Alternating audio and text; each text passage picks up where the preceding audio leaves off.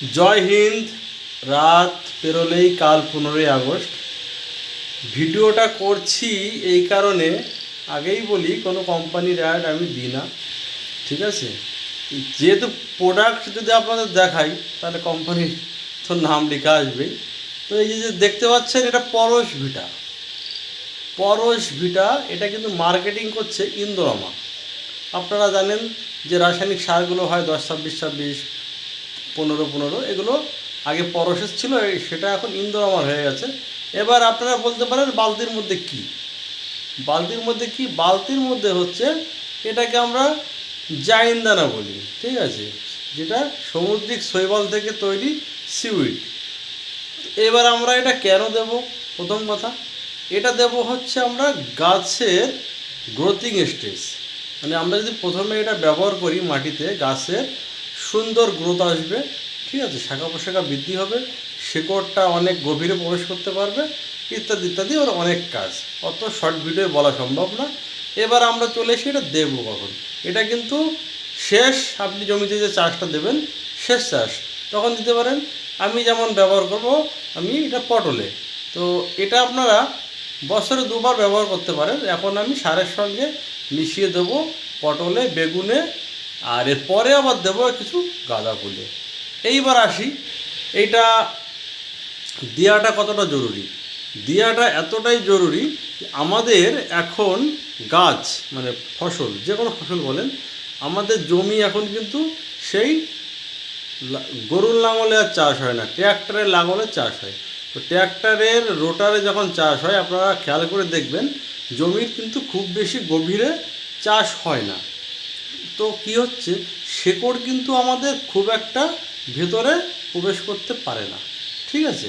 শেকড় যখনই আমাদের খুব একটা গভীরে প্রবেশ করতে পারে না, তো সেই ক্ষেত্রে কী হয়, গাছের কিন্তু বৃদ্ধি হয় না, গাছের বৃদ্ধি হয় না। অনেক রকম সমস্যা দেখা যায়, যেমন বিশেষ করে নিমাটোড দেখা যায়। তো খাবার সংগ্রহ কম করতে পারে, গাছ সেইভাবে গ্রোথিং করতে পারে না। তো এই সিড যদি আমরা দিই, সামুদ্রিক শৈবালের দানা থেকে তৈরি, তো এই সিড দিলে কী হবে, আমাদের শিকড়টাকে বৃদ্ধি করতে সাহায্য করবে। এবং দীর্ঘদিন আমরা রাসায়নিক সার ব্যবহার করে করে জমির যে পিএইচ লেভেল সেটা আমরা নষ্ট করে ফেলেছি। যেখানে আমাদের 5 কিলো রাসায়নিক সার দরকার, 5 কিলোর জায়গায় আমরা কিন্তু 10 কিলো 12 কিলো দিচ্ছি। তো দিতে দিতে কী হচ্ছে, মাটির কিন্তু উর্বর ক্ষমতা একদম নেই। তো সেই জন্য আজ বিকল্প দেখাবো। আপনারা যদি এই জাইনদানা এবং মাইক্রোরাইজার, আপনারা জানেন অ্যামাইনো অ্যাসিড, এই ফলিক অ্যাসিড, হিউমিক অ্যাসিড পাওয়া যায়, এগুলো যদি আপনারা জমিতে বেশি বেশি করে ব্যবহার করেন, রেজাল্ট মোটামুটি অনেক ভালো, অনেক ভালো। এর সঙ্গে শুধু এটা নয়, এর সঙ্গে যেমন আরেকটা জিনিস দেখাবো, ওটা দিলে পরে আপনার নেমাটোড রোধ করবে। তো ওটা, এটা সঙ্গে কিছু রাসায়নিক সার দিয়ে আমরা জমি তৈরি করে, যদি আমরা কপি থেকে শুরু করে আমরা যে কোনো সবজি, ফল, ধানে তো এটা মারাত্মক রেজাল্ট আসে।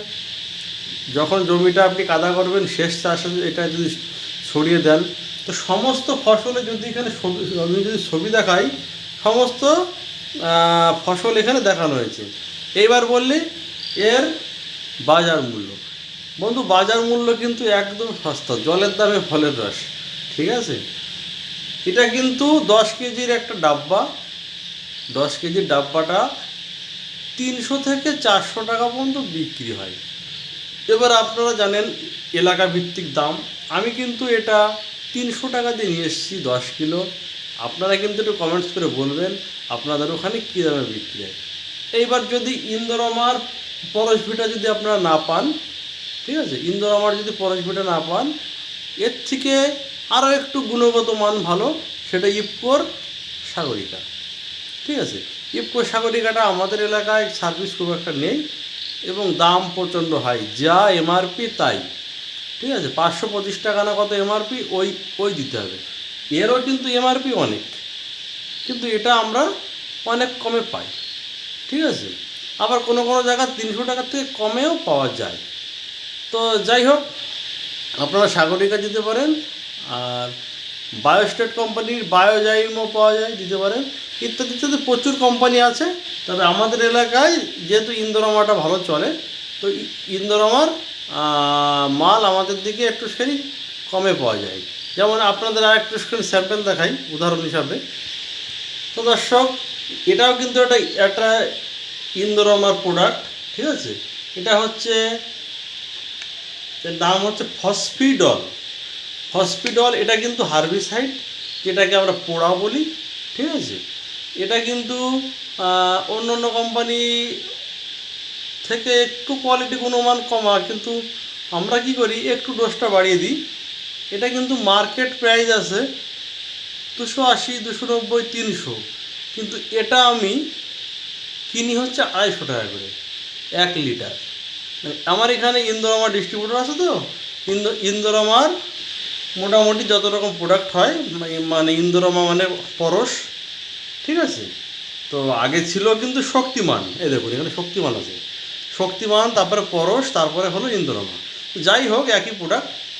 তো আমার মূল বিষয় এটা না, আমার যেটা আজকের আলোচ্য বিষয় সেটা হচ্ছে এই জাইম দানা, এই শিউর দানা। তো আপনারা এটা, আমি বলবো রাসায়নিক সার একটু কমিয়ে দিয়ে যতটা পারেন এই সমস্ত প্রোডাক্ট ব্যবহার করুন। এই শিউটের দানা, এরপরে টাটা রিলিজের র্যালি গোল্ড, ঠিক আছে। আরেকটা দর্শক আপনাদের একটুখানি দেখাই, এটাও আপনারা দেবেন, একটুখানি বলে দিই একটা ভিডিওতে। তো দর্শক, আপনারা যে কোনো ফসলে যখন চাপান দেবেন, এর সঙ্গে এই যে আছে থ্রি নাশ জি, এটা কিন্তু এখানে রুট, নিমাটোর, ঠিক আছে। তো এই সমস্ত ভালো কাজ করে, এগুলো মিশিয়ে দিতে হবে।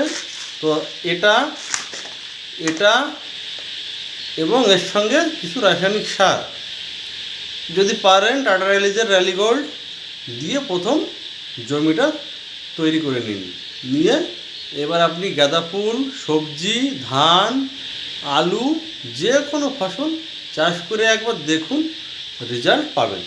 আর আমি তো বলি, যদি রেজাল্ট না আসে আমার নামে 4টে কুকুর পুষবেন, এটা আমার বরাবরের ডায়লগ। আর যদি কোনো ইনফরমেশান ভালো লাগে তো একটুখানি আমাকে জানাবেন অবশ্যই। আপনারা জানেন, আপনাদের যতটা প্রশ্ন আপনারা করেন আমার চ্যানেলে, সব আমি অ্যান্সার দিই। তো আজকে আর কথা বাড়াচ্ছি না, ভালো থাকবেন, টাটা, বাই বাই।